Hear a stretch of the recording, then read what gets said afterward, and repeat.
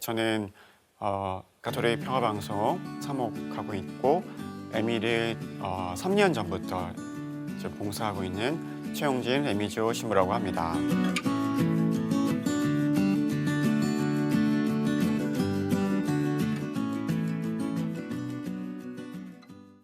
신부님 혼인성사는 뭘까요? 혼인성사요? 누가 만약에 저에게 혼인성사가 뭐냐 물어보면 한마디로 말할 수 있습니다. 혼인성사는 사랑이죠. 근데 혼인성사만 사랑이냐, 다른 성사는 사랑 아니냐라고 하면 당연히 다른 성사도 사랑이죠. 근데 혼인성사는 사랑이 넘칩니다. 이게 혼인성사입니다. 그래서 혼인성사하는 모습을 보면 그 부부들의 모습을 통해서 정말 사랑과 행복과 넘친다는 게 굉장히 많이 느껴지는 게 혼인성사죠. 제가 올해로 신부 생활 17년째인데 그동안 이제 혼배미사도 이제 많이 했을 거예요. 그래서 제가 혼배미사 때 할 때마다 그 신랑 신부에게 물어보는 게 있어요. 그래서 신랑한테 이제 먼저 이제 물어보죠. 결혼 전에 연애할 때 신부에게 뭐 만나서 전화로 문자로 사랑한다는 말 몇 번 하냐 물어보면 뭐 매일같이 한 번 한다, 뭐 10번 한다, 뭐 이런 얘기 많이 해요. 그럼 제가 이제 물어보죠. 그러면 결혼하고 나서는 몇 번 하겠냐? 라고 물어보면 신랑들은 대부분 결혼 전보다 결혼 후에 더 많이 하겠다고 얘기합니다. 한 번 하던 신랑은 2번 이상, 뭐 2-3번 한다고 하면 10번 이상 하겠다라고 얘기를 해요. 그럼 제가 신부한테 물어보죠. 이 신랑의 말을 정말 믿을 수 있냐? 라고 하면 거기서 어떻게 하겠어요? 신부들은 다 믿겠다, 믿는다 라고 얘기를 하죠. 그래서 이 신랑의 약속이 정말 될지 안 될지를 확인하는 방법을 저는 그 다음에 물어보죠. 그러면 신랑은 부모님한테 하루에 몇 번 사랑한다고 말하시냐? 라고 물어보면 대부분 신랑들은 거의 답을 못 합니다. 왜냐하면 부모님한테 특히 남자가 아들이 사랑한다고 말하는 아들이 그만큼 적은 거죠. 그러면서 이제 저는 뭐라고 하느냐? 결혼은 결국은 일상이 삶이 되면서 부모님한테 못하면 결혼 이후에 아내에게도 점점 안 하게 된다.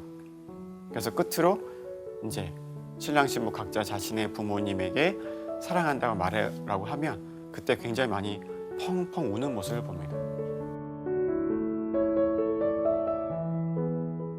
그리고 그런 모습을 보면서 결혼이라는 것이 혼인성사 그리고 그런 삶이 어떤 무게고 사랑이 얼마나 소중하고 듣고 싶고 간절한지를 이제 많이 보게 되죠.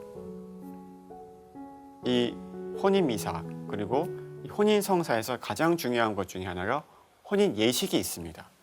이 혼인 예식은 결국은 신랑 신부의 합의를 통해서 그런 하느님 앞에서 각오를 서약을 하는 그런 시간인데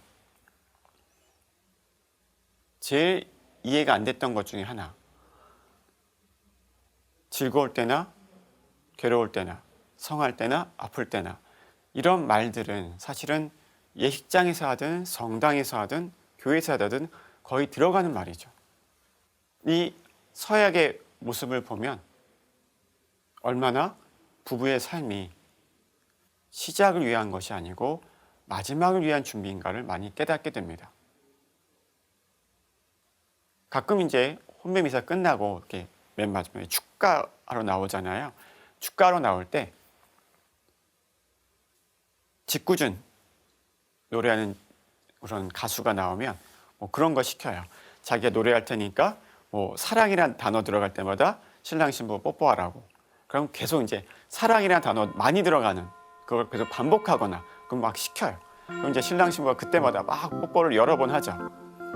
그리고 이제 성당에서 제가 많은 부부들을 만나는데 그 부부들에게 물어봐요. 가끔 결혼하고 나서 뽀뽀는 얼마나 자주 하시냐라고 물어보면 가족끼리는 그러는 거 아니에요 라는 말을 많이 듣죠.